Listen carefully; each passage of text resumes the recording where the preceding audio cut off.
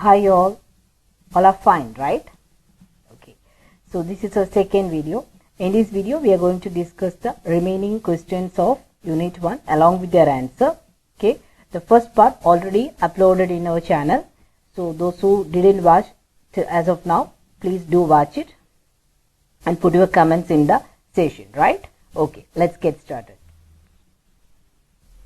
Okay, the fourth question, what is one-man company? Is it valid under law? So it's a 10-mark question. So while answering the question, you have to write what do you mean by one-man company. So according to section 2, subsection 62 of the Company Act of 2013, one-person company or OPC means a company which has only one person as a member. An OPC can be owned and managed by one person as a sole member and director. So there are three categories under which OPC can be formed, then only it will be considered as a valid one. So that is a company that is limited by shares, company limited by guarantee, or an unlimited company, right? Next, there are certain requirements OPC limited has to comply. So the first one is it restricts the right to transfer of the shares. So share transfers are restricted. Second one, prohibits any invitation to the public to subscriber for any securities of the company. So the prohibition of inviting the public to subscribe the securities of the company. Third one, only a natural person, that is he or she should be an Indian citizen and a resident of India. So that is the important one. Next is no person shall be eligible to incorporate more than one OPC. I formed one OPC, so I want to open another OPC, so that is not possible. Then minimum one director is required. The seventh point is first director shall be the person whose name is mentioned in the article of association.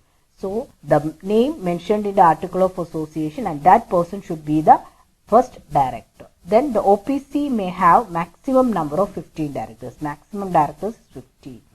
Then minimum paid up capital of rupees 1 lakh. So the minimum paid up capital is rupees 1 lakh. So these are the certain requirements that OPC has to fulfill. Okay, let's move to the fifth question. Distinguish between company and partnership. Okay, so on the basis of mode of creation, on the basis of minimum number of members, maximum number of members, legal status, we made a comparison between company and partnership. Let's look into it.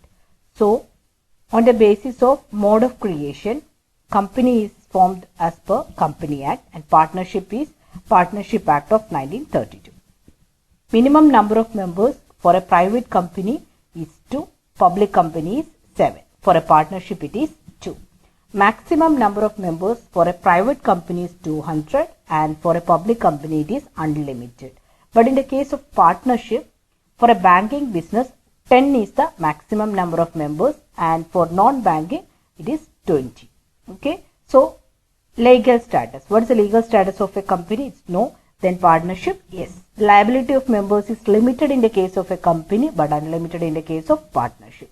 The transfer of shares is free transfer is possible in the case of a public company, restricted transfer in the case of a private company. But in the case of partnership, not possible without the consent of the partners. So for transferring the shares, the consent of the partners are essential. Next point is perpetual succession. So we know that company has a perpetual succession, but partnership has no perpetual succession. Then management, board of directors are the persons who are taking care of the day-to-day affairs of a company. In the case of partnership, partners are those are interfering in the day-to-day activities of a company. Then agency relationship is not applicable in the case of company, but it is applicable in the case of partnership. Property rights, that is no property rights to the shareholders, that is we already discussed that it's a separate legal entity. But in the case of partnership, property rights are there. Statutory requirements, yes, company has to follow statutory requirements, but partnership, there is no relevance for that. Then the power, according to Memorandum of Association, changes as per the Company Law 2013. Okay, so whenever company wants to make some amendment, it has to follow the MOA restrictions, that is Memorandum of Associations, and these all things we will discuss in an elaborate manner in the coming units. Okay. Then in the case of partnership, change in the partnership deed by the mutual consent. If the partners want to make some changes, so it is possible by the mutual consent of the partners. Then dissolution. So company is a legally valid entity and process is a legally valid one. It's a legal process. So dissolution also as per the Company Act of 2013. But in the case of partnership, by the withdrawal of any one partner, if one of the partner wants to withdraw his partnership, that's the end of the partnership story. Then governing legislation. So the concerned legislation for Company Act is Company Act of 2030. For partnership is Partnership Act of 1932. So these are the important differences between company and partnership. It's an important question. Please study it. Okay. So the next question is, what's the difference between company and corporation? Okay. So on the basis of definition, company means it is created and registered under Indian Company Act of 2013. So that is not a company. That is known as a company that we know. What do you mean by corporation? A corporation means which is formed, it's also a company. It is formed and registered in or outside India. Okay. A company that is formed within India or outside India, so that is known as a corporation. Okay. So which section these two dealing with? So for a company, Section 2, subsection 20 of the Indian Company Act of 2013. In the case of corporation, Section 211 of the Indian Company Act of 2013.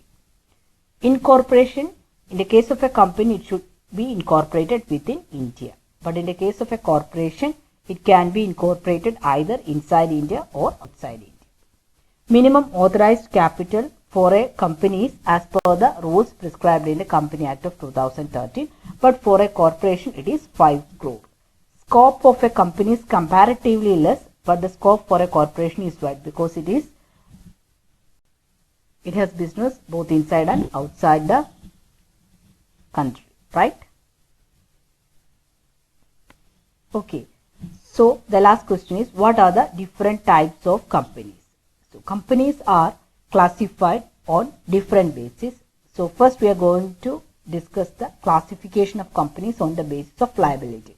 On the basis of liability, companies are classified into 3. First is companies limited by guarantee, companies limited by shares, and unlimited companies. So company limited by guarantee means the liability of the members of a company is limited to a fixed amount which the members contribute to the assets of the company. Okay. Then companies limited by the shares means the liability of the members of a company is limited to the amount unpaid on the shares. Such a company is known as company limited by the shares. Then unlimited company. So a company without limited liability. So that is known as unlimited company.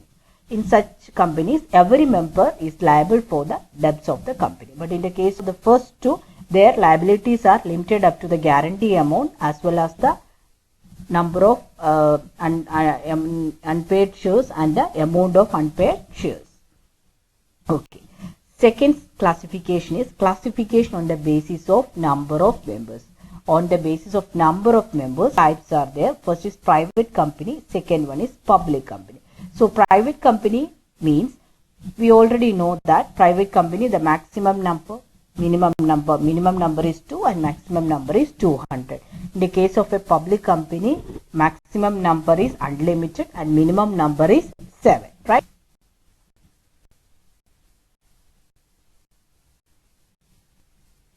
Okay.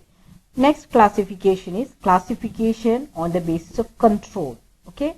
So on the basis of control, we have 3 types of companies. First is a holding company. Second one, subsidiary company, and the third one is foreign company. So what do you mean by holding company? Holding company means a company is known as a holding company of another company if it has a control over that another company. For example, A is a company and B is another company. So A is controlling the affairs of company B. So we will call A as the holding company and the company B that is getting controlled by the company A, so that is known as the subsidiary company. Okay, so company A is the company that is controlling the affairs of company B. So company A is the holding company and company B is the subsidiary company, right? Then foreign companies. What do you mean by foreign company? It is a company that is incorporated outside India which has an established place of business in India. So foreign company means it is a foreign company that is established outside India, but it has an established place in India. Okay. Next, another kind of registered companies. Along with that, another kind of registered companies, they are producer company, one-person company and small company. So producer company, one-person company and small company. Okay. Okay. Other categories of companies include producer company, one-person company and small company. So let's look into what you mean by producer company. So producer company means a company or a body corporate that is registered under Company Act of 2013 under section 581B. So the term producer means any person engaged in an activity that is directly related or connected to any primary produce. So primary produce means produce of farms that is arising from the agriculture, floriculture, pisciculture. Okay. So particularly those company that are mainly focused on agriculture sector. So that type of company is known as producer company. Now the second one is one-person company that we already discussed, that is section 262 subsection 62 of the Company Act of 2013 Company Act. One-person company means a company which has only one person as a member. So the specialities of one-person company also we discussed.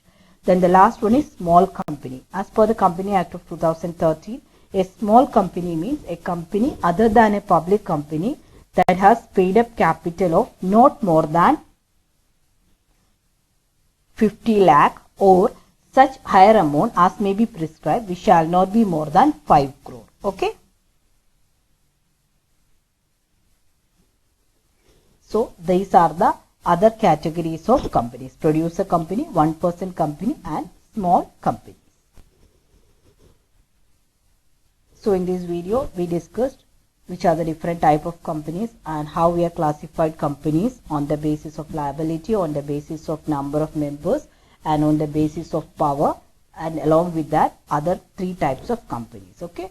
So I hope these videos will be helpful for you while preparing for examination. So study hard. Okay. Just get use of these notes. Okay. So take care all of you. If you like the videos, please like, share and subscribe and put your comments in the comment section. Okay. So stay safe and stay healthy. Thank you all. We will come with next video within 1 or 2 days. Okay. Till then, take care.